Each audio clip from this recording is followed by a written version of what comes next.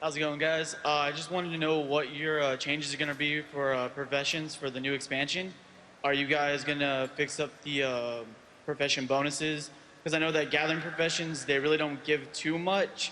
But as for crafting professions, you get like pretty much the best stuff. So you have to pretty much get two crafting professions in order to min-max. Is there any changes that we can look forward to? I mean, that's the kind of thing we'll always take a look at. We don't have any sweeping changes to those perks that you get from those professions. We want, ultimately, we don't want min-max players to feel like taking a gathering profession is a mistake. At the same time, we know a lot of players get frustrated that they spend all this effort on, say, blacksmithing or enchanting or something, and then it doesn't give them enough power at max level. Profession's the kind of thing over and over we hear from players who say, my profession isn't good enough. You know, everyone else's is okay, but it's time for a little love for me. So it's really hard to hit that sweet spot where they feel cool, but still not mandatory.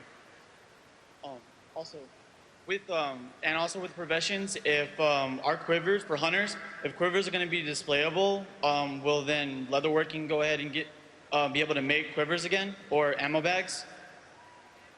We're not sure exactly what the delivery mechanism will be for those slots. It's not the kind of thing where we'd make like 20 quivers a patch or something like that. We want it to be more of a cosmetic and a reward. So we're still talking about the exact way to get that for the player.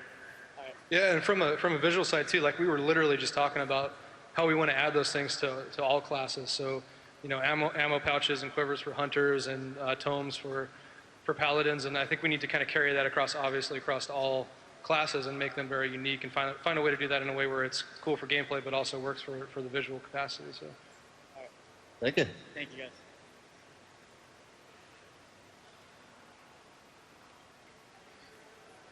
Hi there. My question is about transmog and items that you can no longer acquire in the game anymore. In specific, I have a priest with a benediction staff, and the quest for that was removed. And my question is, I'm very excited to be able to transmog that as bragging rights, and I'd be worried that you're going to open up models such as that to other players to transmog when it's really something that people who worked really hard at level 60 to acquire can hold that as bragging rights over the players who maybe didn't.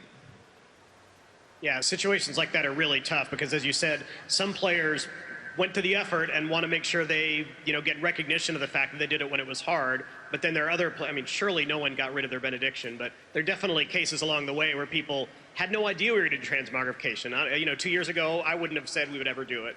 And so we want to make sure that people who got rid of stuff as they thought they're supposed to aren't overly penalized either. So just off the top of my head, one way we've solved that problem in the past is by offering the model with a different texture or something so that you can tell the difference between the benediction that, was from when it was hard or the new one. We did something similar with the Zulabon bear mount. All right, thank you.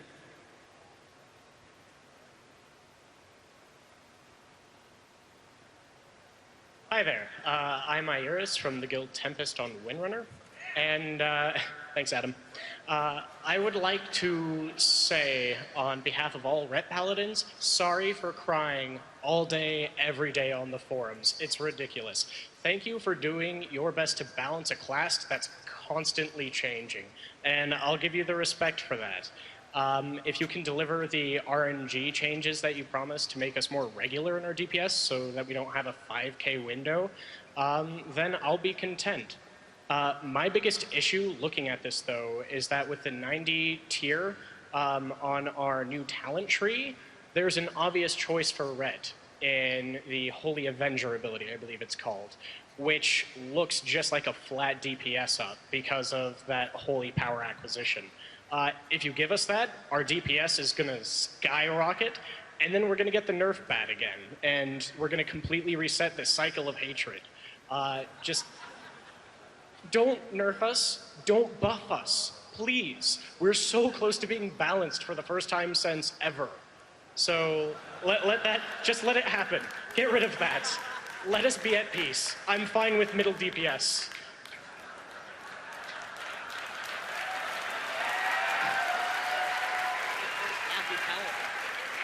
I'm not sure that was a question, but it was very moving, so thank you.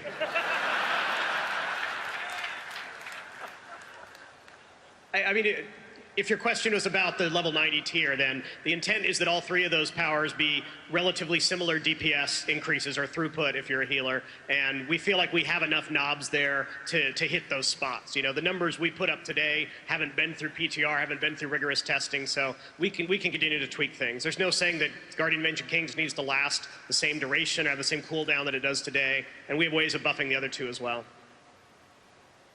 Thank you.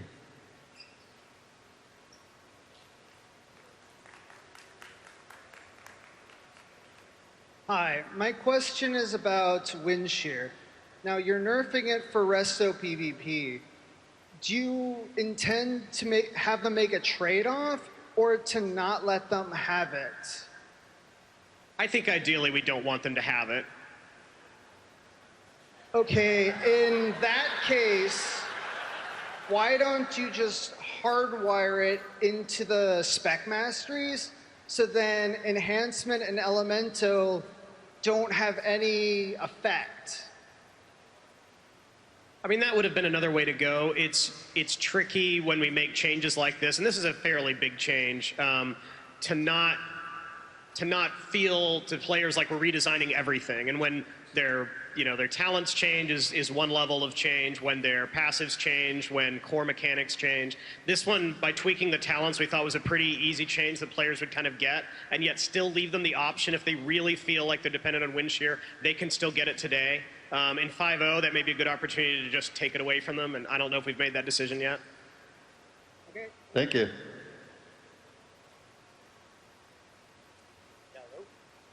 Hey, I have a question. Will there be any craftable mounts in Mr. Pandaria? And will you be able to attack on your mount to anyone on the opposing faction? By any chance? Will you be able to attack someone on a mount? Yes. Yeah, probably not. And what about craftable mounts? Yeah, we've talked about a craftable mount. John would probably kill me if I said anything more right now, but we have a pretty exciting idea. Can you divulge? Come on. Maybe jewel crafting? Really? Really? I said maybe. Maybe? Okay. Maybe herbalism? What a horde!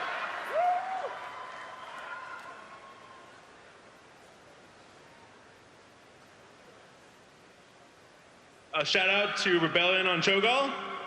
My first question, though, only question, is an age-old question. Green fire for warlocks, is that possibility in Mist of Pandaria?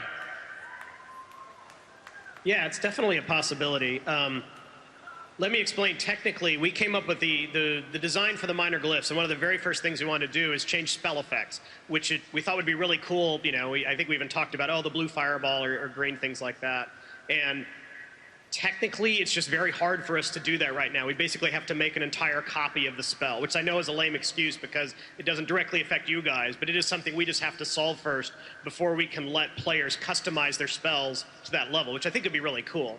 Now, we could always offer Warlocks another spell that was just green colored, and the Warlock rotations have changed quite a bit. We could only touch on a little bit in the panels here, but we're hoping fairly soon to have talent trees, spec descriptions, all of that stuff up on our website, and you guys can kind of dive into it.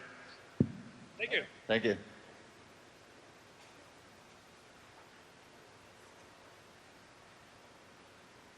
Hi, I had two quick questions. First off, I know you guys really don't like warriors, so I'm just wondering, Heroic Leap, can we fix it? And I guess you could ask my second question now. It's kind of a lore question. It's from my girlfriend. There really hasn't been a large representation of lesbian, gay, bisexual, and transgender characters in the World of Warcraft lore. Are there any chances to change that in the future? You want me to go first? You want to think about it for a minute? Huh? You want me to go first? Do you think about it for a minute? I'll be able to think about it if you go first. Heroic Leap if you remember, we originally were going to do Heroic Leap, and then we pulled it, and then we tried to do it again. It's movement like that is just hard for our game, to be frank, and it's the kind of thing we keep working on. It's a cool ability. We want it to be better. It has its biggest problems when you try to change elevation, and the reason we keep having to clamp down on it is because mean players try to get to places they're not supposed to get by using Heroic Leap, which unfortunately makes it hard for all of us when you can't jump very much in altitude. When you use it on a flat space, it generally works pretty well. I know there are a lot of places in Battlegrounds, for example, going up an incline where it fails, and that's frustrating and definitely want to improve. I think for part 2, like there aren't any, I don't know, like we have how many quest designers? Probably 7? So, I mean, there's a lot of people that plug away on story for this thing, and certainly also like our CDev department's always chasing fiction and hooking characters and stuff like that, and we totally appreciate every component of our audience and want the game to kind of sing to everybody. So off the top of my head, I don't know if we're currently developing, you know, gay or lesbian characters, but it's certainly a possibility. You know, as long as the story is compelling, you know, I think everything's gravy. As long as it's just a really good character, well-rendered character that you know, people really respond to. So I think it's totally an open possibility. Thank you. Thank you.